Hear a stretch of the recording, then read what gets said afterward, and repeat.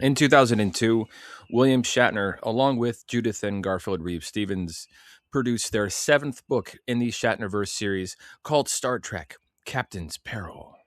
At the very least, this novel tries something different, swapping the galaxy-defining stakes of its predecessor, Star Trek Preserver, for a more simple story of two men on vacation.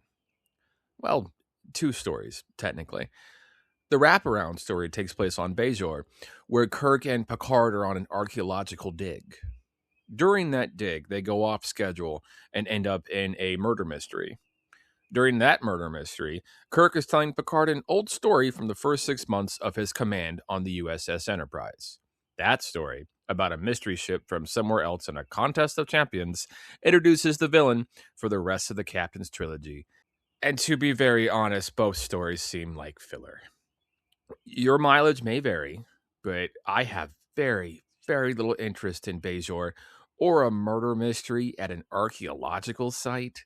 The other story, which kind of seemed like the one they really wanted to tell, is not essential to the next two books. You could skip Captain's Peril and go straight to Captain's Blood and figure out everything you need to know. I am so mad at this book because an author has a duty of care to their reader's attention, and there is no greater sin in writing than filler. It shows a lack of consideration for their readers' time, and to be honest, the Shatner-verse team is capable of way, way more than this. I only read this book once before, skipping large chunks of pointless filler when I did. This time, I couldn't even bring myself to sit down with my paperback copy. I listened to the audiobook as I did the dishes, hoping that the very competent sound design quality of the piece, along with Shatner himself narrating it, would get me through what is, and I cannot stress this enough, an entirely pointless book. But I only got about halfway through the audiobook before I just got bored. This is the low point for the Shatner-verse series, and a terrible start to the Captain's trilogy. However, there is an incredibly bright spot at the end.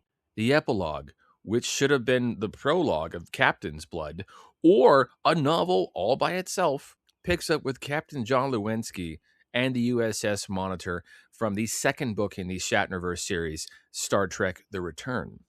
The Monitor, chosen to test a Borg transwarp drive, ended up stuck halfway between the Milky Way and Andromeda galaxies. With the transwarp drive offline, they're too far out to have any chance of coming home. 3 years into their damnation, they encounter a distortion that is traveling towards the Milky Way. It sees the Monitor and decides to change course, to better understand the Monitor, to consume its crew, with the last words of Captain John Lewinsky being, "What are you?" That epilogue has always stuck with me. The hopelessness of a stranded crew trying to survive anyway. A captain doing what he could until the very end, knowing that his crew was looking to him to understand what a dignified death would look like. It is beautiful and sad and poetic. And for that reason, and that reason alone, I am glad this book exists.